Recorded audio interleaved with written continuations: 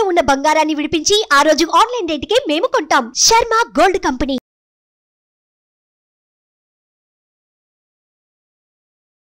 నమస్కారం, welcome to Suman TV. నేను గీతాంజలి.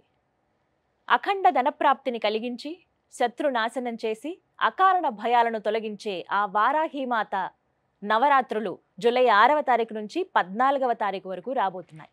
అసలు ఈ గుప్త నవరాత్రులను ఎవరెవరు ఆచరించవచ్చు, అమ్మవారిని ఎలా ఆరాధించాలి, ఏ విధమైన పూజను చేయాలి, ఎటువంటి నైవేద్యాలు అమ్మవారికి సమర్పించాలి, ముఖ్యంగా నవరాత్రులు అంటే 9 రోజుల పాటు ఒక్కొక్క రోజు అమ్మవారిని ఏ విధంగా ఆరాధించాలో మీకు తెలియజేసే ప్రయత్నం చేస్తున్నాం. ఇప్పటివరకు ఈ వీడియో అంటే ఇటువంటి ఇన్ఫర్మేషన్ మీరు ఎక్కడ చూసి ఉండరు. వారాహి అమ్మవారిని ఎలా పూజించాలి ఇవి మాత్రమే మీకు తెలిసి ఉంటుంది. కానీ ప్రత్యేకంగా మీకు చాలా విలువైన సమాచారాన్ని అందించాలనే ఉద్దేశంతో ఈ కార్యక్రమాన్ని ఏర్పాటు చేశాం.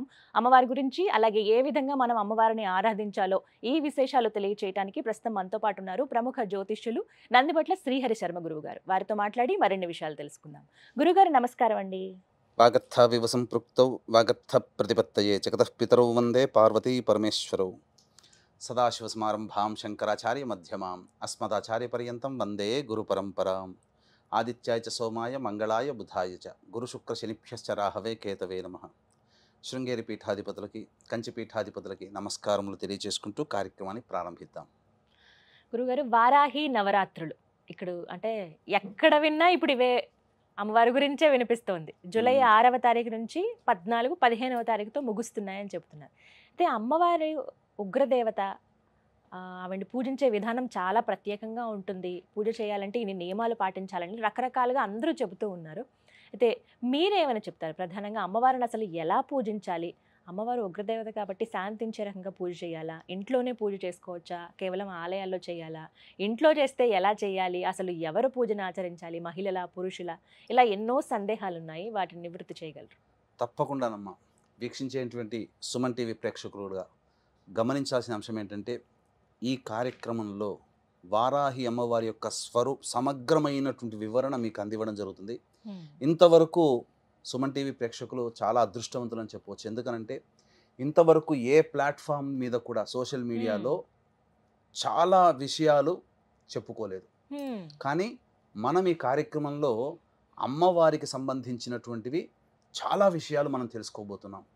అమ్మవారికి ఇప్పటి వరకు మీరు కని విని ఎరగనటువంటి అనగా చాలా పురాణాల్లో రహస్యోక్తంగా అమ్మవారిని పూజించిన వారు ఏ ఏ పదార్థాలతో పూజించారు, నైవేద్యం పెట్టారు, ఏ విధంగా అర్చన చేసుకున్నారు, ఏ ఏ విధంగా అమ్మవారిని ఉపాసన చేశారు, ఎటువంటి ఫలితాలు పొందారు అనేటువంటి విషయాన్ని ఈ రోజున నాకు అమ్మవారు పలికించినటువంటి జ్ఞానాన్ని వీక్షించే ప్రేక్షకులు, మన సుమన్ టీవీ ప్రేక్షకుల కోసం తెలియజేస్తున్నానమ్మా. ఇక్కడ ప్రధానంగా వారాహి దేవత అమ్మవారు ఎవరు అనంటే భండాసురుడిని సంహరించడం కోసమై అమ్మవారు సృష్టించినటువంటిది. అంటే లలిత అమ్మవారి స్వరూపమే దుర్గా, రాజశ్యామల, దండనాయిక ఈ వారాహి అమ్మవారు. ఈ వారాహి అమ్మవారికి సంబంధించి అంటే మనకు వరాహ రూపంలో మనకు స్వామి మనకు తెలుసు, వరాహ స్వామి అని. స్త్రీ రూపముగా వారాహి అంటే ఇక్కడ మీరు గమనించాల్సిన అంశం ఏంటంటే లక్ష్మీనారాయణ స్వరూపం, లక్ష్మీ స్వరూపం అమ్మవారు. విష్ణు భగవానుడు వరాహం అయితే లక్ష్మీ స్వరూపము వారాహి. అందుకే అమ్మవారికి లక్ష్మీ సహస్రనామాల్లో వారాహి, ధరణి, ధ్రువ అనే సహస్రనామాల్లో ఒక పేరు. కాబట్టి సాక్షాత్తు లక్ష్మీ స్వరూపము వారాహి అమ్మవారు. ఈ అమ్మవారిని కొలిచినటువంటి వారికి శత్రు నిర్మూలన, కోర్టు కేసులు నివారించడం, ముఖ్యంగా ధైర్యం వస్తుంది. ముఖ్యంగా ఈ సస్యాధిపతి అమ్మవారు, ఆషాఢ మాసం కదా, రైతులందరూ పొలం దున్నుకుంటారు. ఇది సస్యాధిపతి, పంట పొలాల్లో పంటలు బాగా పండుతాయి అమ్మవారిని పూజించిన రైతులకి. అలాగే అన్నిటికంటే మించి శత్రుంజయము. మన కోసం మన మీద ఎవరైతే శత్రువులు ఉంటారో, మన మీద ఏదైనా చెయ్యాలని చెప్పి ఆలోచించేస్తారు కదా కుట్రలు, ఆ కుట్రలు చేయలేకపోతారు వాళ్ళు. అంతటి శక్తివంతమైనటువంటిది ఈ వారాహి అమ్మవారు. అన్నిటికంటే మించి ధనప్రాప్తిని విశేషంగా కలగజేస్తుంది వారాహి అమ్మవారు. కాబట్టి ఈ వారాహి అమ్మవారిని ఎవరు చేసుకోవచ్చు అనంటే, ఈ అమ్మవారి నవరాత్రులకు సంబంధించి గుప్త నవరాత్రులు పేరులోనే రహస్యం అని, గుప్తం అంటే రహస్యం. కాబట్టి ఒకప్పుడు కేవలం ఉపాసనా పరులైనటువంటి వ్యక్తులు మాత్రమే చేసుకున్నటువంటి యొక్క వారాహి నవరాత్రులు ఇప్పుడు సామాన్య బాహుళ్యంలోకి వెళ్ళింది. కాబట్టి ఎవరైనా చేసుకోవచ్చు, దేవతని ఉపాసించడానికి ఎవరైనా చేయవచ్చు. కాకపోతే చేసే విధానంలో ఉన్నప్పుడు మాత్రము దానికి తగ్గ వాళ్ళు మాత్రమే చేయాలి. ఇప్పుడు అటం బాంబు ఉందమ్మా, దాన్ని నిర్వీర్యం చేయాలి. అందరూ చేయగలుగుతారా? తెలుసు, ఎవరు వాళ్ళు చేయాలి. కాకపోతే ఇక్కడ ఏంటనంటే వీక్షించేటువంటి సుమన్ టీవీ ప్రేక్షకులు కూడా అమ్మవారిని సామాన్యమైనటువంటి వ్యక్తులు కూడా సామాన్య విధానంతో అర్చించి గొప్పదైనటువంటి ఫలితాన్ని పొందవచ్చు. ఇక్కడ భక్తి ప్రధానము, అంటే అందరూ పూజించవచ్చు అంటున్నారు. అందరూ పూజించుకోవచ్చు. కాకపోతే దీనికి ఉన్నటువంటి నియమం ఏంటంటే అమ్మవారిని సూర్యోదయం కంటే ముందే పూజ చేయాలి, లేదా సూర్యాస్తమయం తర్వాతనైనా చేయాలి. చేసేటప్పుడు ఖచ్చితంగా ఉదయం ఎలాగో దంతధావనం, పళ్ళు తోముకుంటాం, సాయంత్రం పూట చేసే వాళ్ళు కూడా దంతధావనం చేసుకునే శుచిగా అమ్మవారిని ఆరాధించాలని శాస్త్రం చెప్పబడుతుంది. ఇక్కడ అది ప్రధానం. అయితే ఇక్కడ ఉద్యాపన 14వ తారీఖు చేసుకోవచ్చా, 15వ తారీఖు చేసుకోవచ్చా అనేటువంటి ఆలోచన కూడా ఉంది. 14వ తారీఖు రోజున సూర్యోదయానికి అష్టమి ఉంది, సూర్యాస్తమయం తర్వాత నవమి వస్తుంది. సాయంత్రం పూట పూజ చేసుకునే వాళ్ళు 14వ తారీఖుకి ఉద్యాపన చేసుకోవచ్చు. ఉదయం పూట పూజ చేసుకునే వాళ్ళు 15వ తారీఖు రోజున పూజ చేసుకోవాలి. ఇక్కడ స్త్రీ పురుషులు ఎవరైనా చేయవచ్చునమ్మా. అయితే ఇక్కడ ఈ రోజున మనం చెప్పుకోబోయేటువంటి వారాహి సంబంధించినటువంటి దాంట్లో వీక్షించేటువంటి సుమన్ టీవీ ప్రేక్షకులు కూడా ఏమాత్రం కూడా ఈ కార్యక్రమాన్ని స్కిప్ చేసుకోకండి, మిస్ అవ్వకండి. ఎందుకనంటే 9 నవరాత్రులలో 9 రోజుల పాటు సుమన్ టీవీ వాళ్ళు మీకు చక్కటి వివరణని ఇవ్వడానికి ప్రయత్నం చేస్తున్నాం. కాబట్టి ప్రతిరోజు అమ్మవారికి ఒక్కొక్క వారాహి రూపం ఉంటుంది. అంటే ఉదాహరణకు చెప్పాలి అని అంటే ఉన్మత్త వారాహి, ధూమ్ర వారాహి, బృహత్ వారాహి, శ్వేత వారాహి, వార్తాళి వారాహి, దండని వారాహి, కిరాత వారాహి, ఇలా 9 రకాలైనటువంటి వారాహి దేవతలు ఉన్నారు. కాబట్టి ప్రతిరోజు ఒక్కొక్క రోజు ఒక్కొక్క అమ్మవారిని ఎలా కొలుచుకోవాలి. మొదటి రోజున అమ్మవారు ఏ రూపంలో ఉంటుంది, ఆ రూపాన్ని ధ్యానం చేసుకుంటూ ఆ అమ్మవారిని స్తుతించుకుంటూ పూజ చేయండి. పూజా విధానం కూడా మనం తెలియజేద్దాం. అలాగే రెండో రోజు అమ్మవారిని ఇలా ధ్యానం చేసుకొని పూజ చేయండి. రెండో రోజు ఎటువంటి ఫలితాలు కలుగుతాయి, మూడో రోజు పూజ చేస్తే ఎటువంటి ఫలితాలు, ఇలా 9 రోజులు పూజ చేస్తే మానవుడి యొక్క సకలాభీష్టాలు తొలగిపోవడానికి ఈ అమ్మవారి యొక్క నవరాత్రులు చాలా మేలు చేస్తుందని చెప్పవచ్చు. ఇక మనం వివరాల్లోకి వెళ్ళినట్లయితే ప్రధానంగా ఈ అమ్మవారిని గర్భవతులు చేసుకోవచ్చు అనే ఆలోచన కూడా ఉంటుంది. అయితే కొన్ని ఆచార ప్రకారం అమ్మ 5వ నెల పడిన తర్వాత పురిటి సూతకంతో సమానం, కొన్ని ఆచారాల ప్రకారం 7వ నెల పడిన తర్వాత పురిటి సూతకం సమానం. కాబట్టి దీన్ని మీ యొక్క ప్రాంతీయ ఆచారాన్ని దృష్టిలో పెట్టుకొని మీరు ఈ గర్భవతులైన వాళ్ళు కూడా ఈ విధంగా ఆచరణ చేసుకోవచ్చు మైల రానంత వరకు. ఇక పురుషులకు కూడా ప్రత్యేకంగా ఉన్నటువంటి అమ్మవారు కూడా ఉంది వారాహిలో. ఆ రోజున పురుషులు చేస్తే విశేషమైన ఫలితం వస్తుంది. కాబట్టి అవన్నీ వివరాలు మొదటి రోజు రెండో రోజు ఇలా మీకు ఒక సిరీస్ 9 రోజుల సిరీస్గా మీ యొక్క కార్యక్రమం అనేటువంటిది ఉంటుంది. కాబట్టి వీక్షించేటువంటి ప్రేక్షకులు గమనించగలరు. మొత్తం ఎన్ని అలంకారాల్లో కనబడతారు? అన్ని అలంకారాలు అమ్మ మొత్తము 10 రోజుల పాటు చేసుకోవాలి. 9 రోజుల పాటు 9 రకాలైనటువంటి నైవేద్యాలు పెట్టుకోవాలి, 9 రకాలైనటువంటి అర్చనలు ఉంటాయి. అలాగే అంటే మానవులందరూ చేసుకునేదే. అన్నిటికంటే ప్రధానమైనటువంటిది భక్తి ఇక్కడ. అయితే చాలా మంది విగ్రహం పెట్టుకోవచ్చా లేకపోతే ఫోటో పెట్టుకోవచ్చా అంటారు. ఫోటోనే పెట్టుకోండి అమ్మ. విగ్రహం పెట్టుకుంటే ఆ విగ్రహానికి తగ్గట్టుగా చేసుకోవాలి. ఇంకో కొంతమంది అఖండ దీపం పెట్టుకోవచ్చా మామూలు దీపం పెట్టుకోవచ్చు అంటే 9 రోజులు కాపాడగలిగేటువంటి శక్తి ఉంటే 9 రోజులు అఖండ దీపం పెట్టుకోండి, లేదా సామాన్యంగా దీపారాధన చేసుకోవచ్చు. దీపారాధన కూడా ఏ విధమైనటువంటి దీపారాధన చేసుకోవాలో మనం తెలుసుకుందాం. ఇంకా చెప్పాలి అని అంటే ఇక్కడ ప్రధానంగా అమ్మవారికి ధూపం అంటే చాలా ఇష్టం. కాబట్టి ఏ పదార్థాలతో ధూపం చేస్తే అమ్మవారు సంతోషపడుతుందో కూడా మనం ఈ కార్యక్రమంలో చేసుకుందాం. కాబట్టి ఈ యొక్క వారాహి అమ్మవారి యొక్క అనుగ్రహం అందరికీ అందించాలనేటువంటి ఒక సదుద్దేశంతో ఈ వారాహి అమ్మవారిని అందరూ పూజ చేసుకుంటారమ్మా. ఈ యొక్క వారాహి అమ్మవారికి సంబంధించి పూజ చేసేటప్పుడు మనం చెప్పుకున్నాం కదా, 12 నామాలని శక్తి ఉంటే 108 సార్లు 12 × 108 సార్లు ప్రతిరోజు పారాయణం చేయడం, లేదా 54 సార్లు, లేదా కనీసం 27 సార్లైనా 12 నామావళిని పారాయణం చేయాలి. దీనితో పాటుగా అమ్మవారి యొక్క సంపూర్ణమైనటువంటి అనుగ్రహం కలగాలి అని అంటే ఖచ్చితంగా ప్రతిరోజు లలితా సహస్రనామ పారాయణం అనేటువంటిది చేయండి. గురుగారు హోమం నిర్వహిస్తున్నామని చెప్పారు జూలై 15వ తారీఖున, ఆ వివరాలు తెలియచేయండి. జూలై 15వ తారీఖు రోజున ఈ వారాహి సంబంధించి భగవంతుడు అనుగ్రహిస్తే 9 రకాలైనటువంటి వారాహి అమ్మవారి యొక్క హోమాది కార్యక్రమాలు చేయించడం జరుగుతుంది. లేదా ఖచ్చితముగా వారాహి అమ్మవారి హోమము ప్రత్యంగిర హోమము, బగళాముఖి హోమము, రాజశ్యామల హోమములు ఖచ్చితంగా కేవలం 1500 రూపాయల రుసుముకుతో ఈ యొక్క హోమాది కార్యక్రమాలు జరిపించడం జరుగుతుంది. ప్రధానంగా ఆ 15వ తారీఖు రోజున రాత్రి 9 గంటలకి కార్యక్రమం ప్రారంభమవుతుంది. కాబట్టి వీక్షించేటువంటి సుమన్ టీవీ ప్రేక్షకులు సాయంత్రం 7 లోపల వరకు కూడా గోత్రనామాలు నమోదు చేసుకునే అవకాశం ఆ 15వ తారీఖు రోజున 15వ తారీఖు వరకు కూడా ఉంటుంది. అవకాశం ఉంటే ముందుగానే ఈ యొక్క కార్యక్రమం చూసినప్పుడు వెనువెంటనే చేసుకోవాలనే సంకల్పం ఉంటే వెనువెంటనే చేసుకోండి. ఈ హోమంలో పాల్గొనడం ద్వారా శత్రునాశనం జరుగుతుంది, ధనప్రాప్తి కలుగుతుంది, ఉద్యోగం లభిస్తుంది, కోరిన కోరికలు లభిస్తాయి. ముఖ్యంగా భూగృహ వసతులు ఈ అమ్మవారిని పూజించడం ద్వారా కలుగుతుంది. సకల సంతోషాలు కలుగుతాయి. ముఖ్యంగా భయముతో కూడుకున్నటువంటి జీవితం మన నుంచి వెళ్ళిపోతుంది. ధైర్యంగా బతకగలుగుతాం. విలువైన సమాచారం ఇది. ఎవరైతే హోమంలో పాల్గొనాలనుకుంటున్నారో వారికి గురువుగారి నెంబర్ స్క్రీన్ మీద డిస్ప్లే చేస్తామండి. కాల్ చేసి మీరు వివరాలు కనుక్కోండి. ఏ హోమం అయితే మీరు చేయించుకోవాలనుకుంటున్నారో కేవలం 1500 రూపాయలకి హోమాన్ని నిర్వహిస్తున్నారు. మీ పేరు అలాగే గోత్రాలు కూడా మీరు నమోదు చేయించుకోండి. గురువుగారు, అసలు వారాహి అమ్మవారికి పూజ ఏ విధంగా చేయాలండి ఈ 9 రోజుల పాటు నవరాత్రుల్లో? వారాహి అమ్మవారికి పూజ ప్రధానంగా లలితా అమ్మవారి చిత్రపటము కానీ లేదా చిన్నపాటి స్ఫటికంతో కానీ వెండితో కానీ ఇత్తడితో కానీ బంగారంతో కానీ ఉన్నటువంటి శ్రీచక్రాన్ని ముందు ప్రతిష్ఠించుకోవాలి.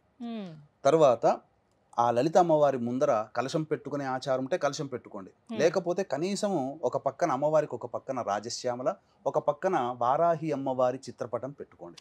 ఈ 3 దేవతలు ఉండాలి ఖచ్చితంగా. అమ్మవారికి ఈ 3 దేవతలకి కూడా పసుపు కొమ్ముల మాల వేయండి. చెప్తాను ఎందుకు ఆ పసుపు కొమ్ముల మాల అనేటువంటిది. ఇక సూర్యోదయం కంటే ముందే ఈ అమ్మవారి పూజ చేసుకోవాలి, లేదా సూర్యాస్తమయం తర్వాతనైనా పూజ చేసుకోవాలి. ముందుగా ఈ అమ్మవారికి దీపారాధన ఎలా చేయాలి? దీపారాధన అమ్మవారికి కందగడ్డలో దీపారాధన చేస్తే చాలా సంతోషిస్తుందటమ్మ.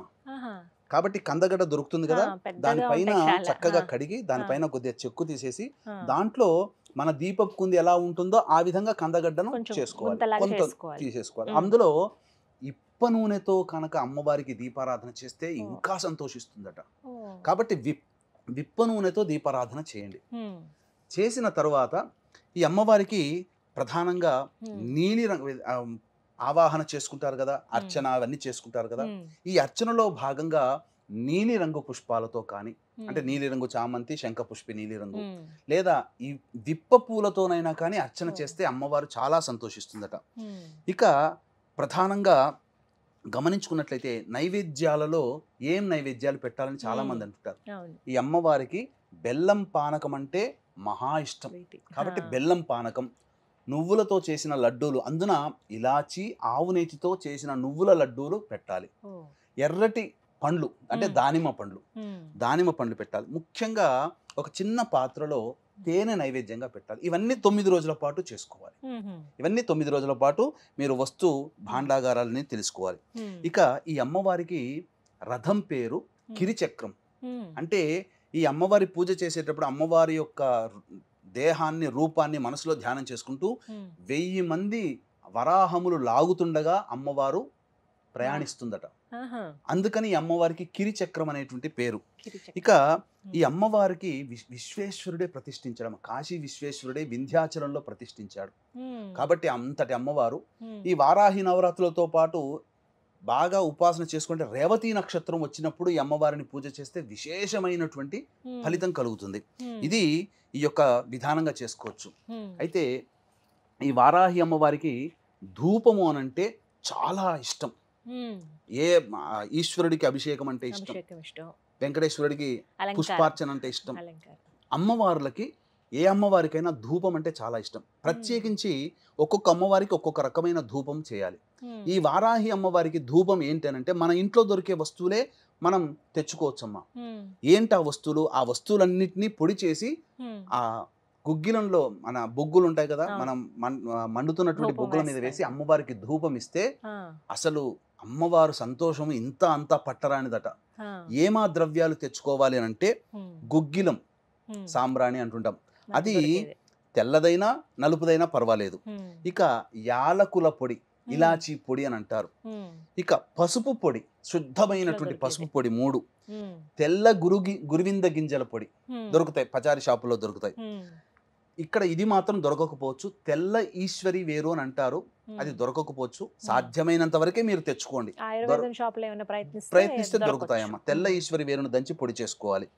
ఇక తెల్ల జిల్లేడు పువ్వుల పొడి, తెల్ల జిల్లేడు పువ్వును తెచ్చుకొని దాన్ని నీడను ఆరబెడితే పొడి చేసుకోవచ్చు.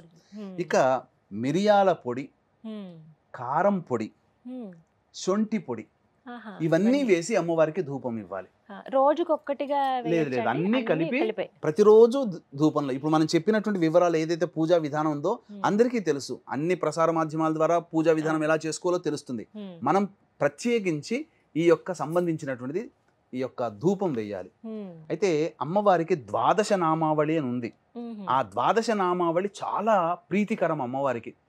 శక్తి ఉందనుకోండి, ఆ ద్వాదశ నామావళిని రోజుకి 108 సార్లు పారాయణం చేయండి, లేదు 54 సార్లు అయినా పారాయణం చేయండి. ఇక కందగడ్డ దీపారాధన చేశాం కదా, మీకు శక్తి ఉంటే ప్రతిరోజు కందగడ్డతో ఆ దీపారాధనగా కుందిగా తయారు చేసుకొని ప్రతిరోజు ఒక కందగడ్డలో వేయొచ్చు, లేదా ఒకే కందగడ్డది 9 రోజుల పాటు ఉండి తర్వాత మనం ఈ అమ్మవారికి 9వ రోజు 10వ రోజు ఆచారం ఉంటుంది కదా, అప్పుడు ఆ నైవేద్యంగా ఆ యొక్క కందగడ్డని ఇంట్లో వండుకొని భోజనం చేయవచ్చు. నైవేద్యములో చిలకడ దుంప, బెల్లం పానకం, పనసపండు, దానిమ్మ గింజలు, అది నువ్వుల లడ్డూలు, నల్లదైనా తెల్లదైనా నువ్వుల లడ్డూలు, ఇలాచి, ఆవు నేతితో చేయాలి, బెల్లము, ఇవి పెట్టినట్టయితే అమ్మవారు చిలకడ దుంప, ఇవి అమ్మవారికి చాలా ప్రీతికరం.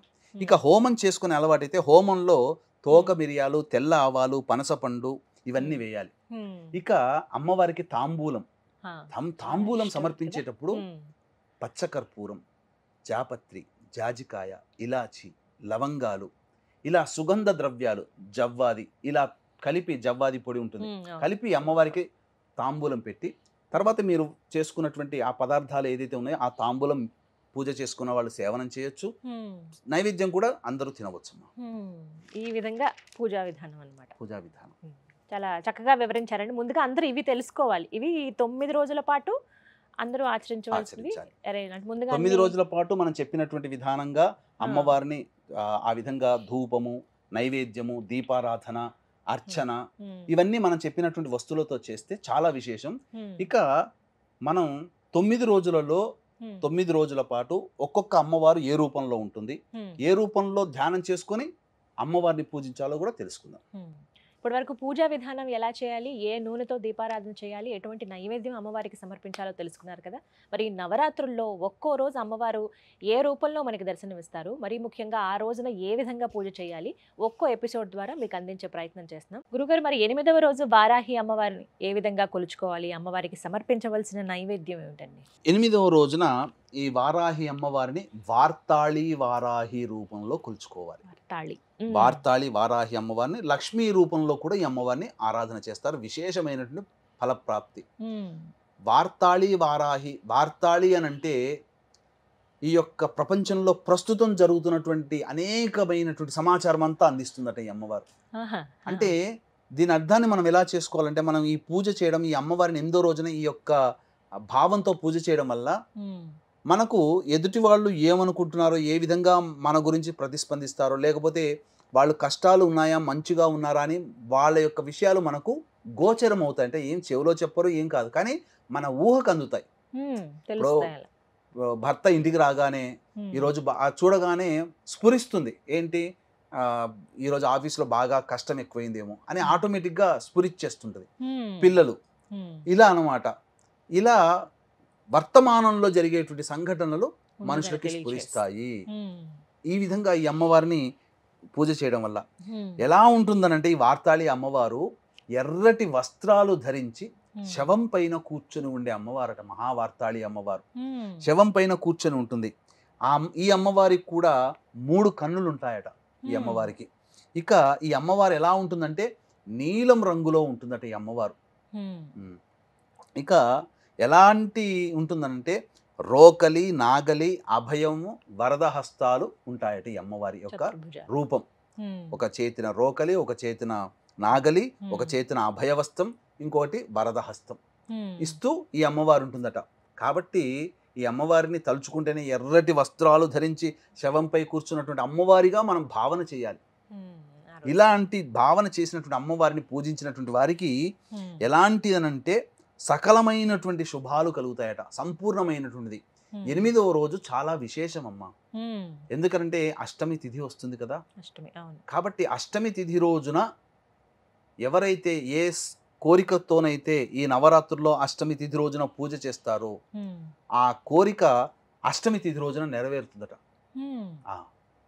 ఇక ఆ సంతోషముతో ఇంకా 9వ రోజు కూడా ఇంకా పెళ్ళుబికినటువంటి ఆనందంతో చేసుకుంటారట. ఎందుకంటే ఆ చండీ రూపంలో ఆ అమ్మవారు ఉంటుంది. అష్టమి తిథి చాలా విశేషం అమ్మవారికి, అందుకనే మహాలక్ష్మి అని అన్నారు ఈ అష్టమి తిథి రోజున చేసేటువంటి వాళ్ళకి.